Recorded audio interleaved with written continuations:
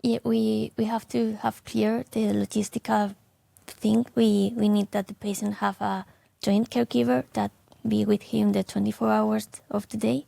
We also need that the patient stay at within 30 minutes from the hospital, and to really know how to recognize these signs and symptoms of alarm and these side events, and they will call us if they have any trouble, and they have to come to the hospital if they have any problem. We have to be sure of all these things. Mm-hmm. And so when we are confident with all these things, we let them start the program with us. Welcome to EHA Unplugged, the official podcast channel of the European Hematology Association, EHA. I am your host, Isabel Olivera. In today's episode, we are going to learn about how to deliver CAR-T therapy in a fully outpatient setting. For this, we are joined by Dr. Alexandra-Martínez Roca and Dr. Beatriz Merchan-Muñoz from the Hematology Service at the Hospital Clínic de Barcelona in Spain. Thank you very much for being with us today. Thank you for inviting us. And can you please, first, Dr. Martínez Roca, can you please introduce yourself? Well, I am an hematologist at Hospital Clínic of Barcelona and do mainly of my work in the at-home unit that is specialized in hematological and oncological patients. And I also do most of my research in acute myeloid leukemia. Thank you. And Dr. Merchan-Muñoz, can you please introduce yourself? Hi, yes, I am Beatriz. I also am a hematologist and work with her at home unit. I'm more specialized at advanced therapies at home and making it possible to do it outpatient. So we believe that delivering CAR-T in an outpatient setting is a very rare thing in Europe. To our knowledge, it's only happening in your hospital. So we're really glad that you're here to explain to us how you can do this. So to start off, Dr. Martinez, can you please take us back to the beginning? Can you briefly explain what was the history of your unit before delivering CAR-T to outpatients? So our unit was born in the year 2000. We just celebrated our 25th anniversary. With the project led by our boss, Dr. Frances Fernandez Avilés. He wanted to deliver outpatient autologous transplant, the follow-up of the aplasia. So he with the project, he started a project where he compared patients in the doing the transplant as inpatient versus patients that did the whole aplasia as outpatient, and he proved that it was safe, that patients were more satisfied, and that there was an important saving in cost as doing it that way. That was the beginning, and since then the unit continued to grow.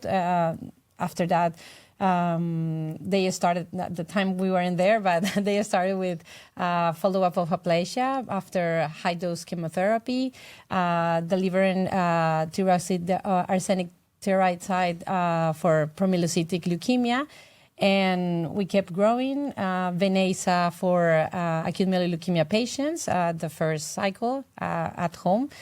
And in the recent years with CAR-T cells and biospecifics also at home. So we have a long history of experience, not only doing at-home management, but also teaching other hospitals and how to also do this. So there's a lot of experience in other centers in Spain that have learned from our own experience. And they're also doing at-home autologous transplant and other therapies. When did you start doing CAR-T therapy in an outpatient setting in your clinic? Yes, well, CAR-T cell we started doing CAR-T cell in our center in the year 2017 with our own construct, ARI. And at that moment in Spain, there were no commercially available CAR-T. A few years, like I think 2018 was the first year that we had the first commercially available. And we started doing early discharge CAR T cells with CAR T cells in the year 2019. After 2 years of doing inpatient CAR T, I think the whole team felt comfortable in starting to do an early discharge. But that time, the guidelines required for patients that were after receiving the CAR to be in the hospital for 14 days. So we decided to start shortening this time, and those patients that were stable, and that was our first experience for patients that were stable after receiving our card has 3 doses. So after the 72 hours after the 3rd dose, we will take the patients back home with our unit.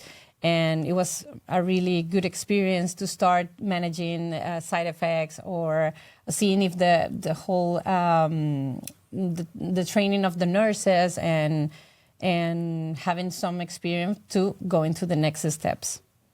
What changed in the recent years that has make outpatient CAR T more feasible, more safe than when CAR T therapy started? Well, first, I think in most centers you have to have a learning curve when you start doing a new therapy. So everyone has to do some training, and I believe that in our center, after 2 years of delivering CAR T cell, there was enough training, and we already knew how to manage most of the side effects of CAR T cell. Also, there was a lot of improvement in the grading of the side effects worldwide. Like there were a lot of different grades at the beginning, so you didn't know what to use. But then when there was a consensus, we had really good tools evaluating the side effects of the patients, cytokine release syndrome and immune effector neurotoxicity. So I think it was easier for us to detect and sometimes even try to predict what patients were going to be more prone to have the side effects, and also being more frontline in managing, like not waiting for the patient to be like in a bad shape, but just doing it promptly. So that also allowed us to be sure of if we have a patient at home and he has a problem, what we're going to do. Also, I believe the team of nurses was also well trained, and we had like new figures, like as we have this nurse that is managing the patient throughout the whole journey. That is it's called IPA in Spanish. That's like advanced practice nurse, and this also helped us to have a control of all the other things that we don't see that are really important for at-home management, like the location of the patient, the caregiver, or what type of economical problems the patient can have that for having the patient as outpatient. And I think those were the main improvement that we had, I think, in our hospital and also worldwide managing CAR T cells. Can you, Dr. Merchan, explain how the fully ambulatory home management started also, and how does it work? Okay, so as we had this great experience with early discharge, we were comfortable enough to start our infusion outpatient. As Alexandra told us before, we have our own construct that is infused in 3 aliquots. And in myeloma patients, we also do an extra infusion at 3 months for patients that are at least at partial response and that have not had severe complications before. So this is called like a booster dose. And in the clinical trial, they used to administer this booster dose in patients, and they were there for like 4 days to monitor the patients. So we ask ourselves, so if they really need to be at the hospital monitoring their patients. And that's why we started this at-home, outpatient, full ambulatory administration with a booster dose. And we do this program with our at-home structure program that was already started.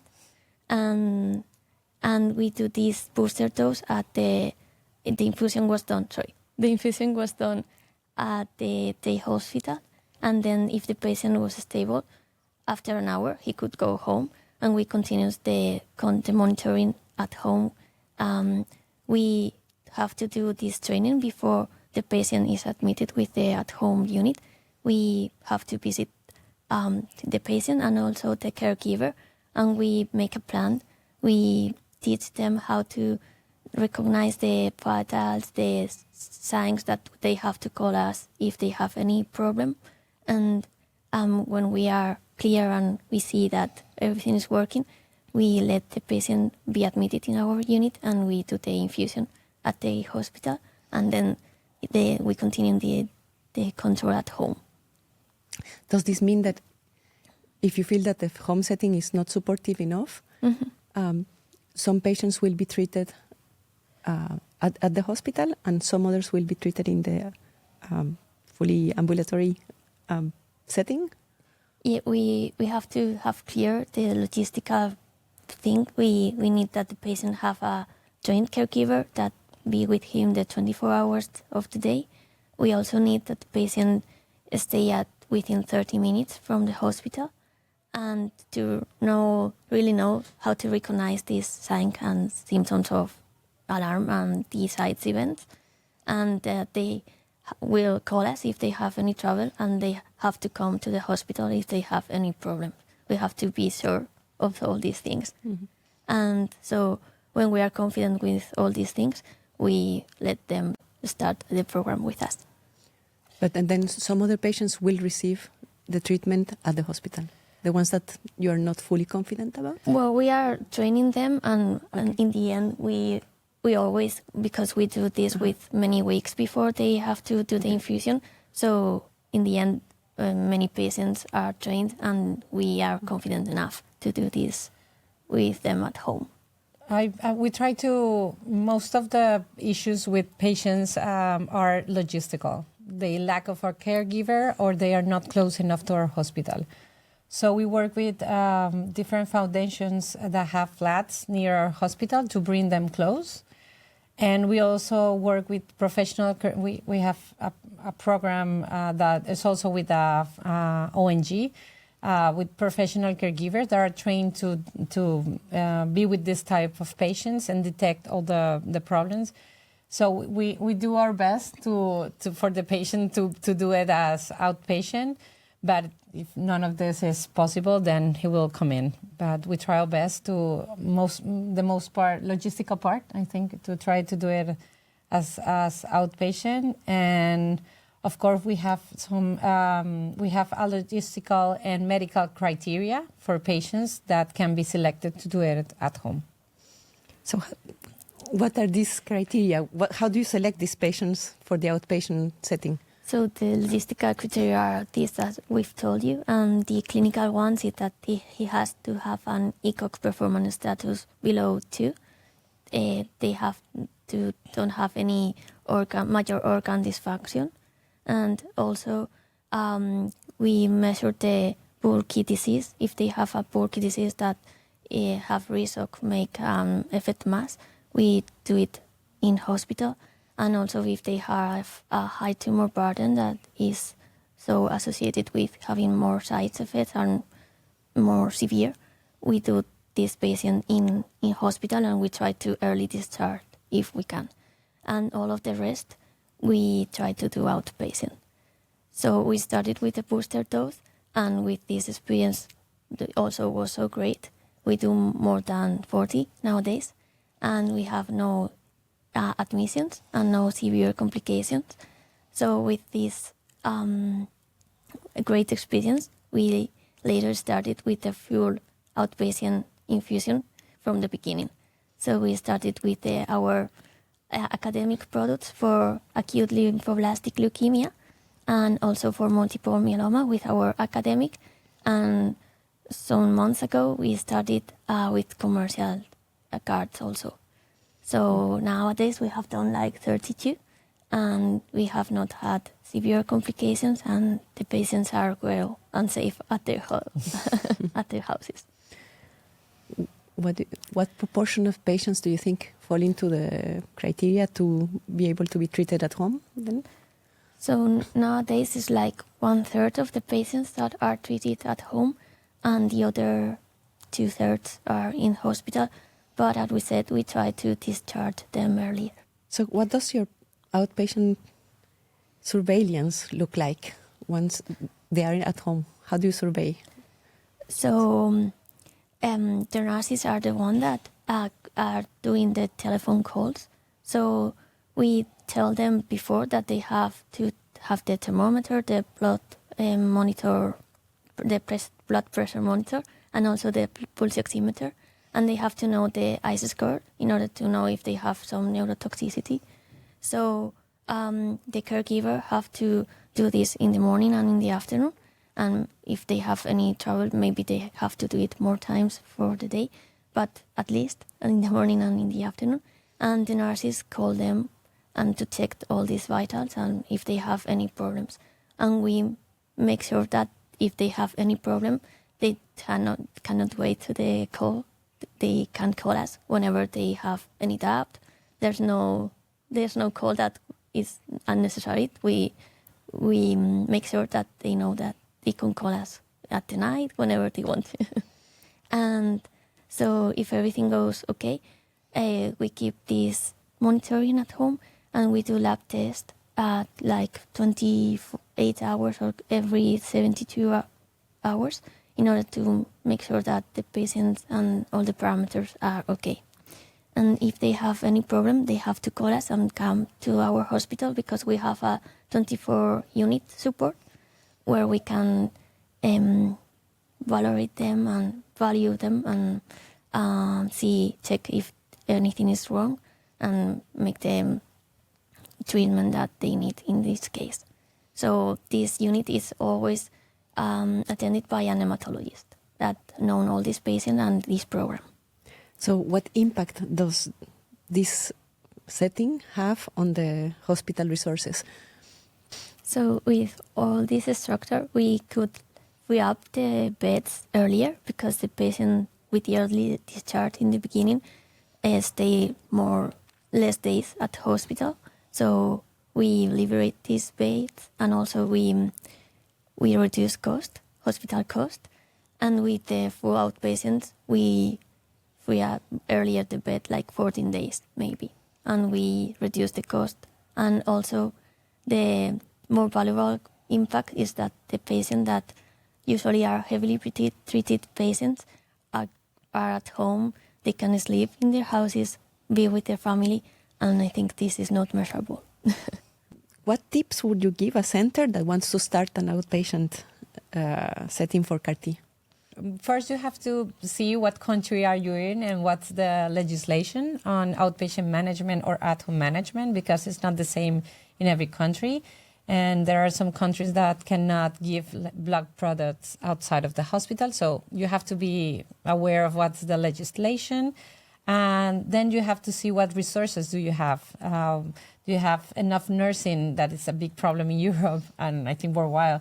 To start a program, and also do you have the resources to train them, and also to have a physician that is in charge of this, of a program, because I think part of our success is that we're fully dedicated to this, so we rapidly detect anything that is not going well or anything that we need to change, and that's what's helped us to make it a safe program.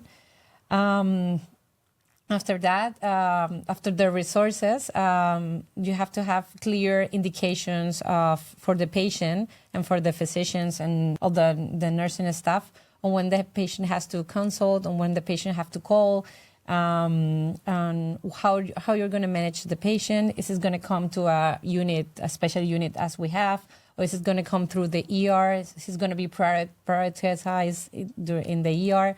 So this is really important. And after that, if you start this program and you have everything, to keep continuously evaluating your results. Is this really safe? Is the patient comfortable? If the caregiver comfortable also. See but sometimes we're as doctors, and we are so focused in the medical part that we forget the patient, the psychological and family for both patient and caregiver. And there are, for caregivers, is maybe the patient is really happy to be at home, but for some caregivers, there's a lot of work in taking care of their loved ones, and they do it with all the love, and they're really happy, but it's also a lot of work. So that's for us it's really important also to take care of the caregiver, and I think, and if you have all the elements,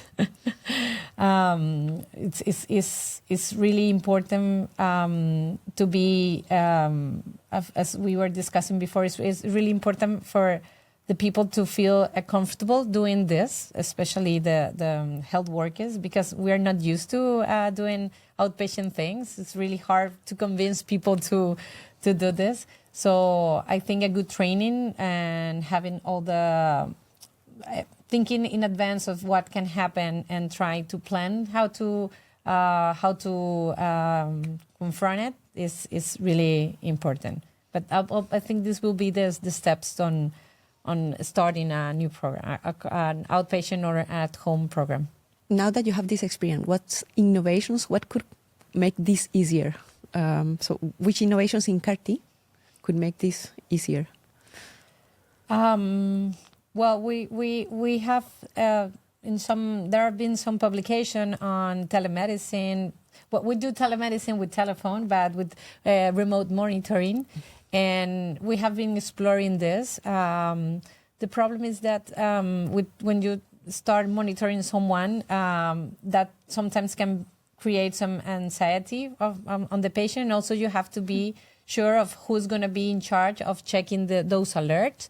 So we haven't gone there. Sometimes we think that with patients that present any complication and we send them back home after they are stable, it will be nice, or it will be a good tool to have them with monitoring during 24 to 48 hours. Mm-hmm.